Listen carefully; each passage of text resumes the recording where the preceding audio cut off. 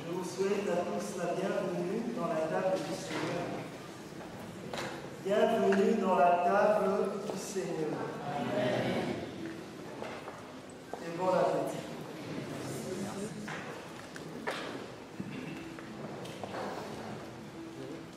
Nous lisons la parole du Seigneur. Notre premier texte se trouve dans l'Ancien Testament. Genèse chapitre 12, du verset 1 au verset 3. Genèse 12, 1 à 3. L'Éternel dit à Abraham, va-t'en de ton pays, de ta patrie et de la maison de ton père, dans le pays que je te montrerai. Je ferai de toi une grande nation et je te bénirai. Je rendrai ton nom grand et tu seras une source de bénédiction. Je bénirai ceux qui te béniront et je maudirai ceux qui te maudiront. Et toutes les familles de la terre seront bénies en toi. Amen. Notre deuxième texte se trouve dans le Nouveau Testament. Luc, le chapitre 5, du verset 1 au verset 11. Luc 5, 1 à 11. Nous lisons la parole du Seigneur. Comme Jésus se trouvait auprès du lac de Génézareth et que la foule se pressait autour de lui pour entendre la parole de Dieu, il vit au bord du lac 2 barques, d'où les pêcheurs étaient descendus pour laver leurs filets. Il monta dans l'une de ces barques qui était à Simon et le pria de s'éloigner un peu de terre. Puis il s'assit et de la barque il enseignait la foule. Lorsqu'il eut cessé de parler, il dit à Simon, avance maintenant pleine et jetez vos filets pour pêcher. Simon lui répondit, Maître, nous avons travaillé toute la nuit sans rien prendre, mais sur ta parole, je jetterai le filet. L'ayant jeté, ils prirent une grande quantité de poissons, et leur filet se rompait. Ils firent signe à leurs compagnons qui étaient dans l'autre barque de venir les aider. Ils vinrent et ils remplirent les 2 barques au point qu'elles s'enfonçaient. Quand il vit cela, Simon-Pierre tomba aux genoux de Jésus et dit, Seigneur, retire-toi de moi, parce que je suis un homme pécheur. Car l'épouvante l'avait saisi, lui et tous ceux qui étaient avec lui, à cause de la pêche qu'ils avaient faite. Il en était de même de Jacques et de Jean, fils de Zébédée, les associés de Simon. Alors Jésus dit à Simon, ne crains point, désormais tu seras pêcheur d'hommes. Et à ramener les barques à terre, ils laissèrent tout et le suivirent. Amen. En cette fin d'année 2017, où nous nous souhaitons des vœux pour la nouvelle année 2018, le message que Dieu m'a demandé d'écrire sur la carte postale qu'il vous a dédiée en ce matin, celui-ci. Votre grandeur est attachée à votre vocation. Votre grandeur est attachée à votre vocation. Amen.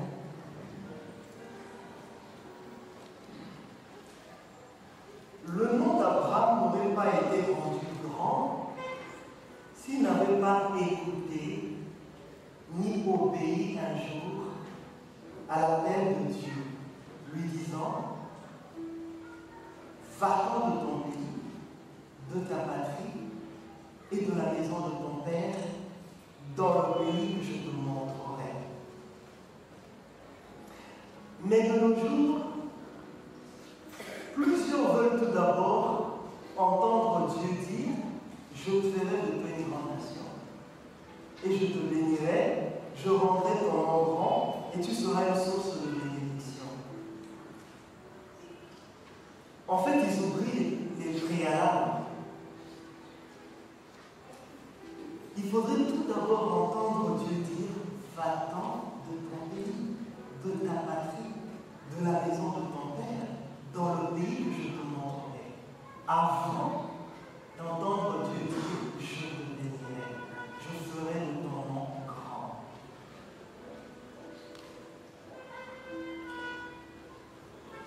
Simon-Pierre avait été rendu pécheur d'hommes parce qu'il avait tout d'abord écouté et obéi un jour à l'appel de Jésus qui lui priait de s'éloigner un peu de la terre, qui lui priait d'avancer en eau profonde, qui lui priait de jeter le filet. Avant que Simon puisse avoir amassé de gros poissons, avant que Simon puisse entendre Jésus lui dire « Je ferai de toi pécheur d'hommes », Simon a tout d'abord entendu Jésus lui dire « Éloigne-toi un peu de la terre ». Voilà. Là où se situe en fait la clé de notre grandeur. C'est tout d'abord être capable d'écouter la voix du Seigneur en vue de notre vocation et non en vue de notre bénédiction ni de notre grandeur. C'est tout d'abord la vocation avant. La grandeur et la bénédiction suivent après.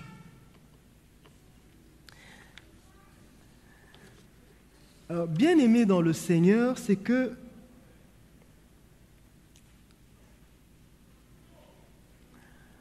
souvent, et ça arrive, quand on est enfant, souvent on nous pose la question de savoir que feras-tu quand tu seras grand? Et vous entendrez les enfants répondre, je serai médecin, d'autres, je serai président de la République, et ainsi de suite. Et même aux grandes personnes, on nous pose ces genres de questions-là. Et souvent, je dirais que nous répondons de la mauvaise manière. Mettons-nous un peu dans la peau de Jésus. Que feras-tu quand tu seras grand? Une question qu'on pose à Jésus. Et Jésus est en train de répondre, je serai roi de rois, seigneur des seigneurs. Il y a quelque chose qui cloche dans la réponse de Jésus. Je serai roi des rois, seigneur des seigneurs. Que feras-tu quand tu seras grand, Jésus? Je vais sauver l'humanité. Je vais sauver l'humanité. Et ainsi, en sauvant l'humanité, je serai Seigneur des seigneurs, roi des rois. Est-ce que quelqu'un a entendu ce que je viens de dire? Je vais sauver l'humanité. Tout d'abord, je veux faire ce que Dieu m'a confié comme mission. Et la grandeur viendra après. C'est parce que Jésus s'est dépouillé tout d'abord de sa condition de grandeur qu'il a été par la suite souverainement élevé. Et je dirais que l'appel de Dieu se résume en quelque chose. Et c'est vraiment cet appel que Dieu nous lance en ce début d'année que nous voulons inaugurer. Il se résume en « qui perd gagne ». Vous connaissez ce jeu-là? « Qui perd gagne ». Mais en fait, on le dit, mais je ne connais pas ce que c'est. Mais on le dit souvent. Cet appel de Dieu se résume en « qui perd gagne ». En effet, c'est en quittant son pays, sa patrie, la maison de son père, qu'Abraham avait parfaitement accompli cette parole de Jésus. Si quelqu'un vient à moi sans me préférer à son père, à sa mère, à sa femme, ses enfants, ses frères et ses sœurs, et même à sa propre vie, il ne peut pas être mon disciple. Abraham avait compris cela. Avant de comprendre le fait qu'il sera une bénédiction pour toutes les nations de la terre, qu'il aura un nom grand. Et c'est ce qu'avait préféré Abraham, par-dessus tout, quitter. Nous devons apprendre à quitter, bien-aimés. Nous devons apprendre à quitter. Il y a un exemple de quelqu'un qui n'avait pas appris à quitter. C'était le jeune homme riche. Il n'avait pas appris à quitter. Et finalement, en voulant tout garder, il n'a pas voulu jouer à qui perd gagne. Il a accompli des œuvres merveilleuses dans sa vie. Mais à un moment donné, il s'est posé la question de savoir que faire encore. Quel défi encore relever pour hériter de la vie éternelle? Pourquoi il s'est posé cette question? Parce qu'il n'avait pas quitté avant tout. Et Jésus va le ramener au vrai problème. Il va lui dire, si tu veux hériter de la vie éternelle, vends tes biens, distribue-les aux pauvres et suis-moi. Suis-moi. Alors en ce moment-là, tu auras ton héritage dans la vie éternelle. Vends tes biens, distribue-les aux pauvres et suis-moi. Parce que c'est là où se trouvait la clé, la source de toutes les bonnes actions qu'accomplissait le jeune homme riche se trouvait dans ses richesses. Alors qu'avec Dieu, la source doit se trouver tout d'abord en lui. En lui tout d'abord. En lui avant tout. C'est pourquoi j'ai parlé de qui perd, gagne. Aujourd'hui, posons-nous la question de savoir qu'est-ce qui constitue notre richesse? Qu'est-ce qui constitue notre patrie, notre père, notre mère, notre pays? Qu'est-ce qui fait en sorte que nous ayons de la reconnaissance? Qu'est-ce qui fait en sorte que nous ayons une identité? C'est ça la question que j'aimerais que nous nous posions à l'aube de cette nouvelle année qui commence. Qu'est-ce qui est le soutien, le support de notre vie? Et je nous proposerai de réfléchir à un phénomène actuel. C'est le phénomène que j'ai baptisé le phénomène du star system. Le phénomène du star system. Et vous comprendrez pourquoi je l'ai baptisé ainsi. Alors réfléchissons ensemble. Je commencerai par nous dire tout d'abord que tous nous sommes concernés par le star system. Parce que nous vivons dans un contexte de réseaux sociaux. Nous vivons dans un contexte de publication. Nous vivons dans un contexte de likes. Nous vivons dans un contexte de selfies. Vous savez, il y a quelques années de cela, on n'avait pas besoin d'un sponsor pour devenir star. On avait plutôt besoin d'un sponsor pour devenir star. Il y a quelques années de cela. Mais de nos jours, ce n'est plus du tout le cas. Il suffit juste de se contenter du nombre de visiteurs de notre page Facebook, des followers, d'abonnés, des likes de notre compte Instagram, Facebook ou YouTube pour que nous ayons du poids. pour que nous ayons du kabod, de la gloire, pour que nous soyons dans le star system. Et je vous assure que des fois, quand nous nous réveillons le matin, nous ouvrons notre compte Facebook, nous regardons au nombre de personnes qui ont pu commenter, qui ont pu liker ce que nous avions dit. N'est-ce pas? Nous sommes pleins dedans, hein? Dans le star system. Dans le star system. Et ce que je suis en train de nous dire est pour moi d'une gravité extrême. Parce que c'est une question de renoncement, n'est-ce pas? C'est une question de quitter. C'est une question de richesse. Et nous avons commencé à intituler notre sujet de méditation « Votre grandeur est attachée à votre vocation, à l'appel de Dieu que vous entendez. » Et je vous dis que le phénomène Star System souvent nous empêche de bien entendre l'appel de Dieu. Je me justifie. Parce que ce que nous vivons actuellement nous conduit, le monde de like, de selfie, nous conduit à vouer un culte à notre image.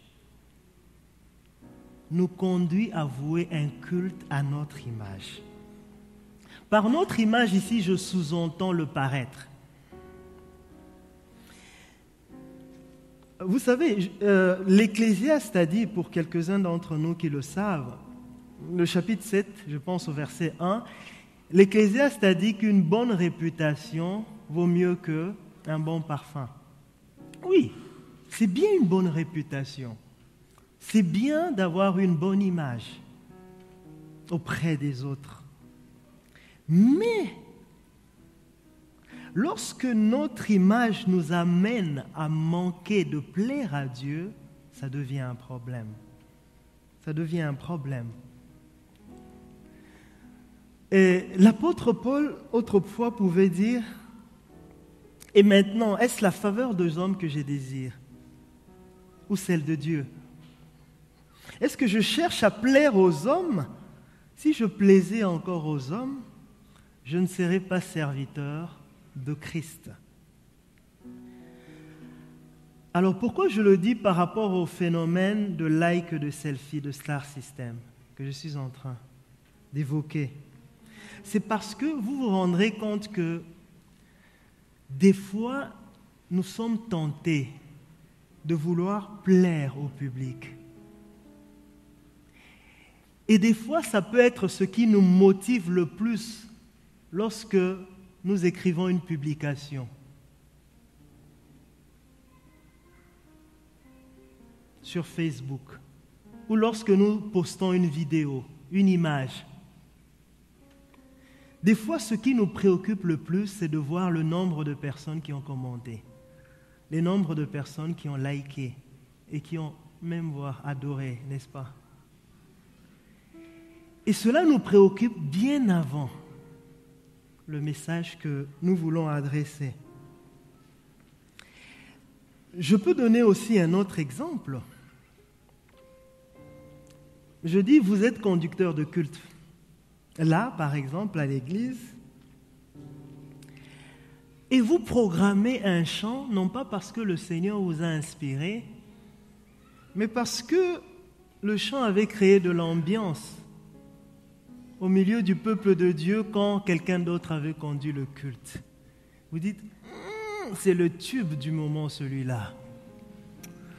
Quand viendra mon tour de conduire le culte, je vais miser sur le tube là. Est-ce que votre but c'est de quoi? C'est de plaire aux hommes ou de plaire à Dieu? Vous voyez la subtilité, hein? Et là, on est dedans dans le star system. On est dedans dans le star system. Parce que vous recherchez beaucoup plus la reconnaissance des hommes. Plutôt que de vous laisser inspirés par le Saint-Esprit. Et dans mon métier d'enseignant, je vous assure que je rencontre des fois des collègues qui sont juste préoccupés par l'évaluation pédagogique que font les étudiants à leur égard.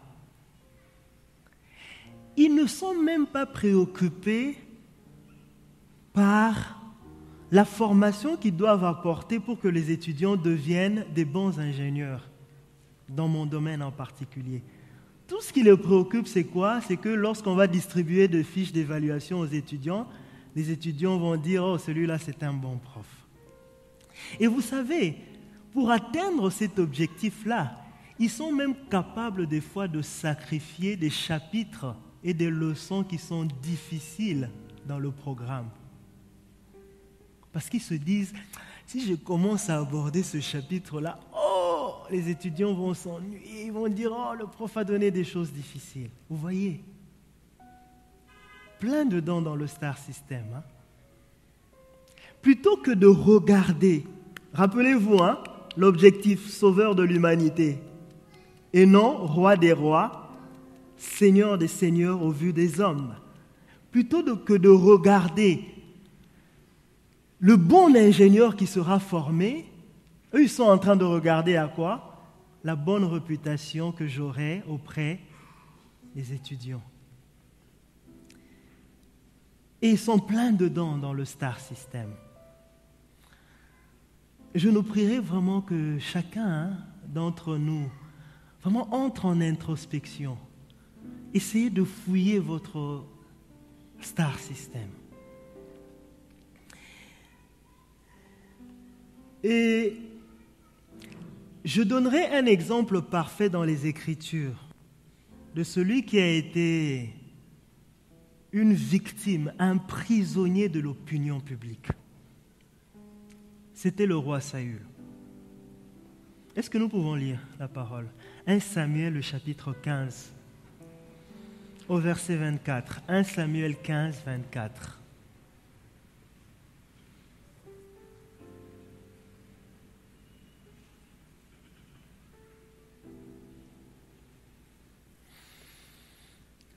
Alors Saül dit à Samuel, « J'ai péché, car j'ai enfreint l'ordre de l'Éternel et tes paroles. J'ai eu peur du peuple et je l'ai écouté. » En fait, c'était pour plaire à ses soldats et à son peuple que Saül avait décidé de ne pas obéir à Dieu. Parce qu'il craignait le peuple plus que Dieu. Il craignait beaucoup plus l'opinion publique, plus que Dieu. Et si vous regardez maintenant à la différence du roi David, regardons. Allons quelques chapitres après. 1 Samuel, prenons maintenant le chapitre 24, du verset 5 au verset 8. Le chapitre 24, du verset 5 au verset 8.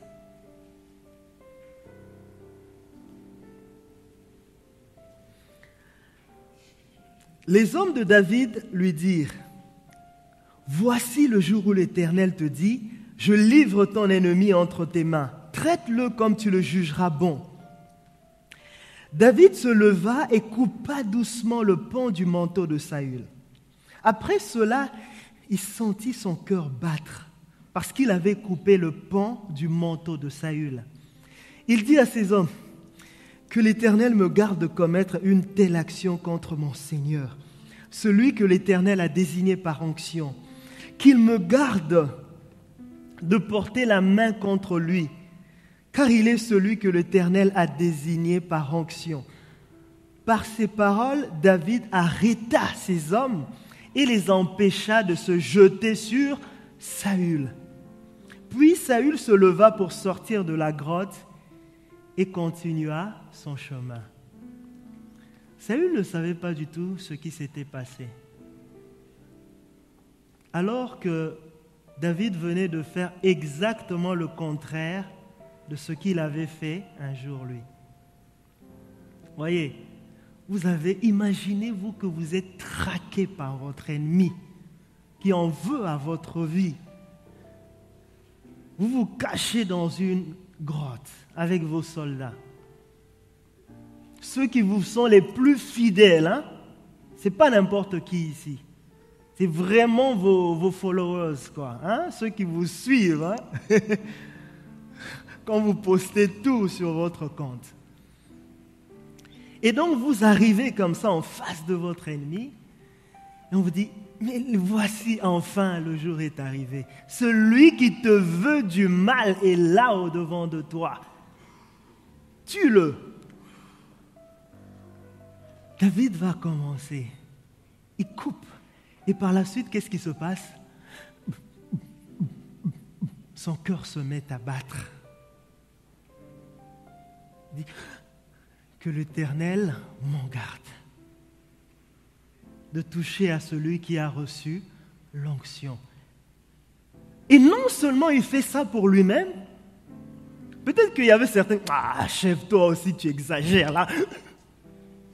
Qu'est-ce qu'il fait? Il les arrête. Voyez?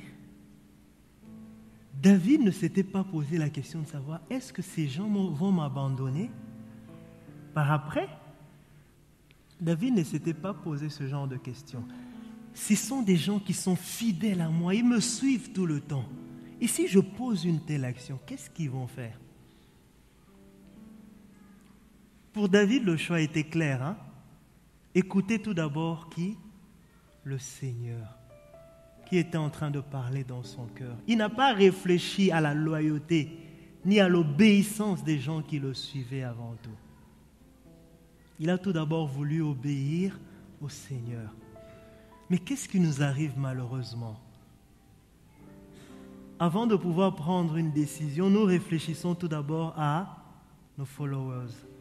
Nous disons, si je fais ça, ces gens-là vont m'abandonner. Et nous commençons à peser. Vous voyez, les fidèles qui vont rester sur mon compte, ceux qui vont rester, qui vont continuer à me liker. Et lorsque nous commençons à peser comme ça, généralement, nous faisons le choix de la grandeur auprès des hommes, de la réputation auprès des hommes. Obéir à sa vocation, c'est vraiment sortir du SAR système. Je nous assure. Vous savez, être populaire, ce n'est pas mauvais en tant que soi. Ce n'est pas mauvais, tant qu'on ne l'ambitionne pas. Tant qu'on n'en fait pas le but de notre vie. Rappelez-vous la question de savoir, que voulez-vous le devenir président de la République? Pourquoi? Pourquoi? Pourquoi? Pourquoi? C'est ça la vraie question. Pourquoi? Le texte que nous avions lu dans le Nouveau Testament, Luc 5, à partir du verset 1, Luc commence tout d'abord à nous dire que la foule se pressait autour de Jésus. Mais il faudrait se poser la question de savoir pourquoi la foule se pressait autour de Jésus. Continuez la lecture. C'était dans le but d'entendre la parole de Dieu. C'était ça, dans le but d'entendre la parole de Dieu. C'est pourquoi il y avait beaucoup de likes, n'est-ce pas? Il y avait une foule qui se pressait autour de son compte Facebook. C'était pour entendre quoi? La parole de Dieu. Et non pas sa parole qui devait les caresser dans le sens du poil. C'était dans le but de pouvoir entendre la parole de Dieu, qui provient de Dieu. Je prendrai l'exemple du métier d'enseignant. Vous savez, c'est que je suis populaire dans le milieu universitaire où j'enseigne à cause de l'exercice de mon métier d'enseignant. Parce que l'exercice de mon métier m'oblige à être devant plusieurs gens. Vous comprenez? C'est ça en fait. En fait, je ne suis pas populaire parce qu'un jour je me suis levé un bon matin en me demandant « comment faire pour être star ?» Ah ben tiens, l'idée me vient d'enseigner. Parce qu'au moins quand je vais enseigner, il y aura beaucoup de gens qui seront devant moi. Vous comprenez? La subtilité de l'approche. Vous pouvez avoir deux personnes qui exercent le même métier, mais qui n'ont pas les mêmes motivations. L'un se dit que enseigner, ça sera un moyen pour moi d'être populaire. Alors que l'autre se dit, je vais exercer mes métiers. Et finalement, il se retrouve comme étant comment? Populaire.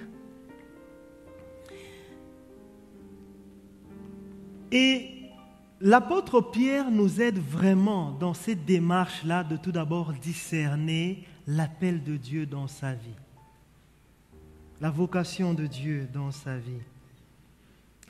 Et vous savez, moi je suis souvent étonné que les gens, après plusieurs années dans l'Église, dans le Seigneur, ne savent pas toujours ce que le Seigneur les appelle à faire ou à être dans leur vie. Ça m'étonne souvent. Vous avez beaucoup de gens qui se posent toujours cette question-là. Je me dis, mais comment? Comment se fait-il? Regardons un peu l'apôtre Pierre. Vous savez, le Seigneur n'a pas besoin que nous soyons parfaits pour connaître notre mission, pour connaître ce à quoi il nous appelle. Le Seigneur, lui, il a juste besoin d'une simple chose, que nous soyons disponibles. Le Seigneur a juste besoin que nous soyons disponibles. Le Seigneur n'a pas besoin que nous soyons parfaits à ses yeux. Il a juste besoin que nous soyons disponibles à lui. Il a juste besoin que nous soyons obéissants à des petites tâches qu'il nous donne, en fait. C'est ça.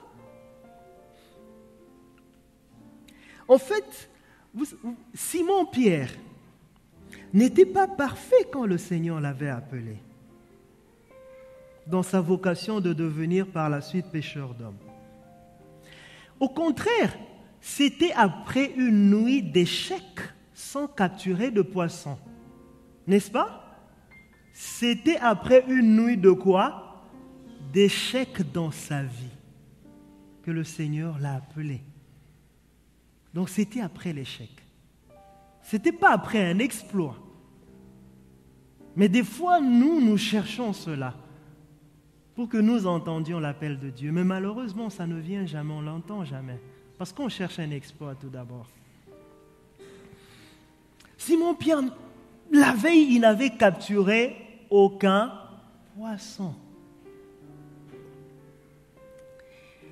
Et tout ça pour nous dire aussi que nous n'avons pas forcément besoin d'avoir un bon boulot, d'être dans une bonne école, d'avoir une bonne famille avant que Dieu nous confie des tâches. Nous n'avons pas forcément besoin de cela. Nous avons premièrement besoin de ceci, de laisser Jésus monter dans notre barque. De laisser Jésus monter dans notre barque. Est-ce que nous pouvons dire, Jésus, je te laisse monter dans ma barque?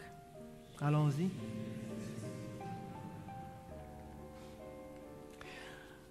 Voyez-vous, la barque représentait pour Simon le moyen de transport indispensable pour pêcher. Et non seulement pour pêcher, mais aussi pour entreposer les poissons qu'il avait pêchés. Vous voyez, quand on pêche, on prend les poissons dans le filet et puis on met le filet dans la barque. Donc ce n'est pas simplement un moyen de transport pour aller à son boulot, mais également le lieu où il emmagasine son revenu. Et en ce qui nous concerne, notre barque, ça peut être quoi? Notre barque peut être tout ce sur quoi reposent nos compétences, notre travail, nos revenus. C'est ça notre barque. Tout ce sur quoi reposent nos compétences, notre travail, notre revenu. Ça peut être nos diplômes. Ce sur quoi repose notre compétence. Ça peut être notre parcours, expérience professionnelle. Ça peut être les stages que nous avons faits. Ça peut être notre compte en banque.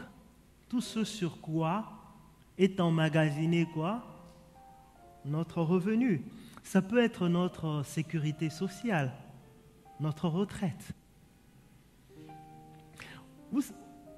Vous savez, souvent nous pensons que Jésus nous demande d'abandonner toutes ces choses-là.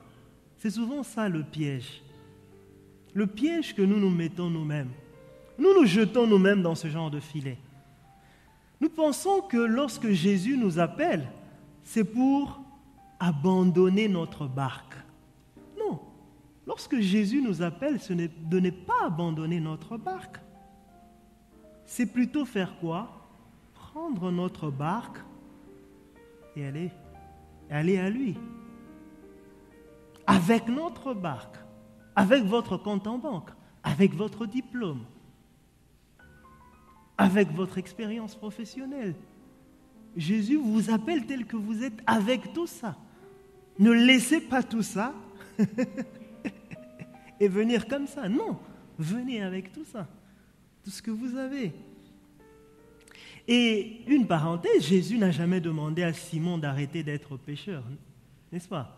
Jésus n'a pas non plus demandé à Zachée d'arrêter d'être collecteur d'impôts. Ce n'est pas ce que Jésus avait demandé à Zachée. Mais c'est d'arrêter plutôt. D'ailleurs, Jésus n'avait même pas eu besoin de lui dire ça. Lui-même, il s'est senti dans l'obligation, dans la présence de Jésus, d'arrêter toutes les malversations, tout ça, liées à l'exercice de son métier. Il y a aussi d'autres personnes qui se mettent eux-mêmes dans un piège quand le Seigneur les appelle. Ils confondent en fait leur barque à leur poisson.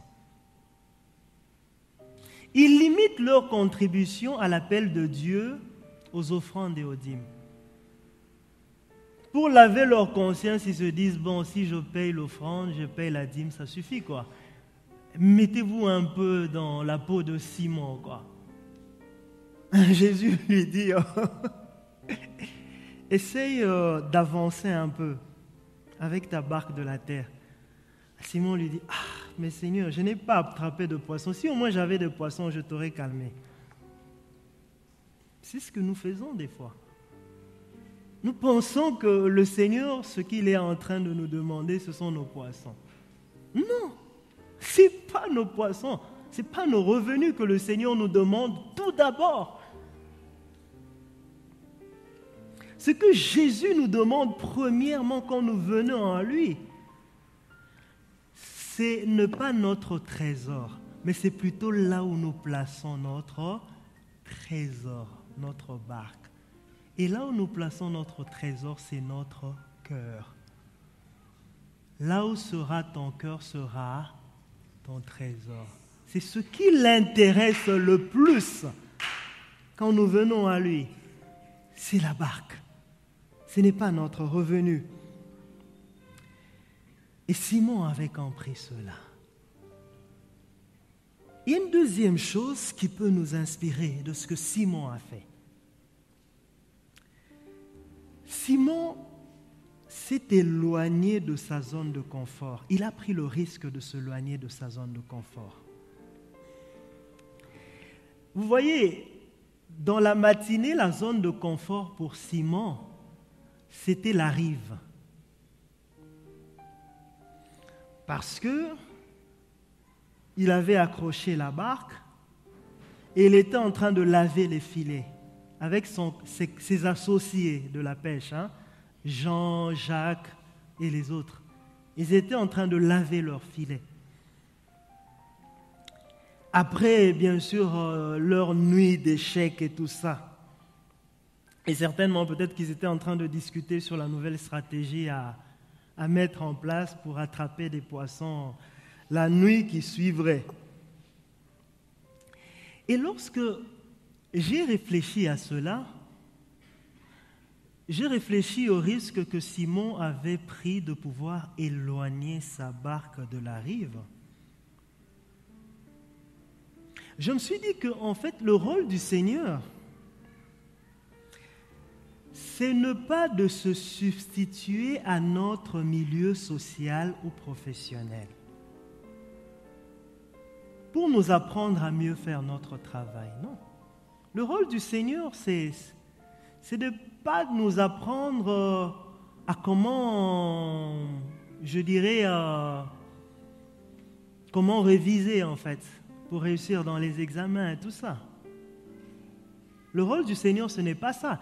Le Seigneur n'était pas venu vers Simon, qui était en compagnie de ses associés, pour leur dire « Mais vous savez que, en fait, vous n'avez pas attrapé le poisson la nuit parce que vous avez manqué de pouvoir avancer en eau profonde. » Vous comprenez mon raisonnement? Non. Le Seigneur n'était pas là pour donner ce genre de conseils-là. Il n'était pas là pour se substituer au conseiller professionnel de Simon. Mais le Seigneur, lui, qu'est-ce qu'il a fait? Il veut juste que Simon sorte de son milieu professionnel, sorte de sa zone de confort afin d'avoir un temps avec lui.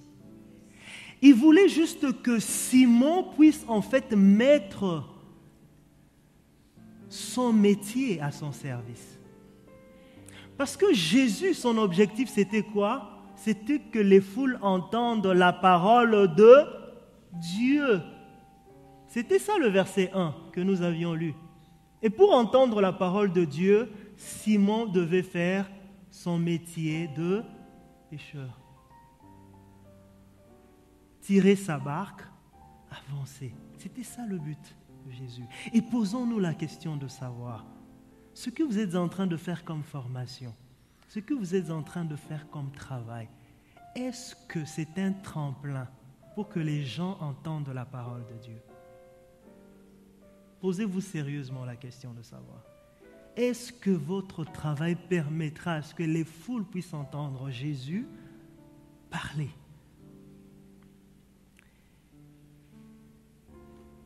En fait, pendant que vous êtes en train de... Parce que, vous savez, il y a d'autres gens qui pensent que... quand on leur lance cette invitation-là à utiliser leurs compétences dans la maison de Dieu, ils pensent que c'est pour les exploiter, se servir d'eux. Il y a beaucoup de gens qui pensent cela. Pendant que vous êtes en train de penser que le Seigneur est en train de se servir de vous pour servir les autres, mais en fait, le Seigneur est en train de chercher un temps d'intimité avec vous. Vous voyez, il y avait la foule qui entourait le Seigneur, n'est-ce pas? Et dans son métier de prédicateur, pour bien parler à la foule, ce n'est pas d'être au milieu de la foule. Vous voyez, dans son métier de prédicateur, il fallait que Jésus s'éloigne. C'est pourquoi vous allez voir Jésus, par exemple, monter sur une montagne. Parce qu'à l'époque, il n'y avait pas de micro, il n'y avait pas de lance-voix. Donc, il fallait chercher des moyens pour se rendre audible. Et il était là, sur la rive de Génézareth, de ce lac-là. Et qu'est-ce que Jésus devait faire? Il devait s'éloigner un peu afin que les gens entendent la parole de Dieu. Vous voyez? Et généralement, on a comme cette impression-là. Seigneur, tu me demandes de me retirer pendant ce temps-là. Maintenant, toi, tu es en train de t'occuper des autres. Non. Mais en fait, quand le Seigneur te retire de ta zone de confort, ce n'est pas que parce qu'il est en train de s'occuper des autres. C'est parce que ton cas est en train d'être réglé en même temps. Simon pouvait se dire, ce sont les foules. J'ai des problèmes dans ma vie. Je viens de connaître un échec tout à l'heure. Et toi, tu me demandes de pouvoir te faire avancer en eau profonde pour que toi, tu t'occupes des autres, quoi. Tu ne sais pas, bien-aimé. Pendant que le Seigneur se sert de toi pour s'occuper des autres, c'est parce qu'il est en train de se préparer à s'occuper personnellement de ton cas.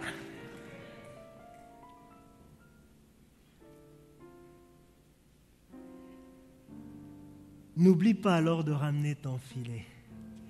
N'oublie pas de ramener ton filet parce qu'il y a des choses qui vont se passer. N'oublie pas de ramener ton filet parce qu'il y a des choses qui vont se passer. Vous voyez, la barque, c'est, comme je l'ai dit, ton cœur, là où se trouve ton trésor, ton compte en banque, le soutien de tes compétences, de tes richesses et tout ça. Mais amène également le filet. Le filet, c'est ça ta compétence. Ce que tu es capable de faire. Simon avait amené son filet. Imaginez-vous que Simon ait laissé son filet. Parce qu'il se disait, bon, Jésus, son but c'est juste de prêcher, hein, c'est pas de s'occuper de moi. Non. Il voulait s'occuper de lui personnellement. Il a mis sa barque au service du prédicateur. Ne nous impliquons pas à moitié dans l'œuvre de Dieu. Ramenons nos soucis. Les objets avec lesquels nous avons échoué, hein, ramenez-les. Ne vous dites pas, comme il y a certaines personnes qui, souvent, ça me choque, bien aimé. Vous rencontrez la personne, vous lui posez la question, mais frère, la communion fraternelle, elle est où? Ah, j'avais des problèmes ces derniers temps. J'avais des problèmes ces derniers temps. C'est pourquoi je suis resté chez moi. Imaginez Simon dire au Seigneur, non, Seigneur, regarde, il y a notre barque à côté. Hein? Moi, je viens d'échouer cette nuit-là. Laisse-moi tout d'abord digérer mon échec et quand je serai bien dans ma peau, alors en ce moment-là, je pourrai t'aider à faire ton boulot de prédicateur, quoi. Non, ramène même les objets avec lesquels tu avais échoué. Parce qu'il ne t'a pas oublié. Il t'aime encore. Et lorsque Simon a avancé en eau profonde, c'est en ce moment-là que Dieu l'a effrayé par sa bénédiction. Vous imaginez quelqu'un être béni au point même d'être effrayé.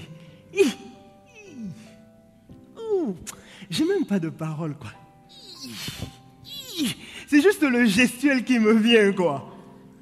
Être effrayé. Le Seigneur a tellement été bon pour lui qu'il en a été effrayé, tétanisé. La parole nous dit quoi?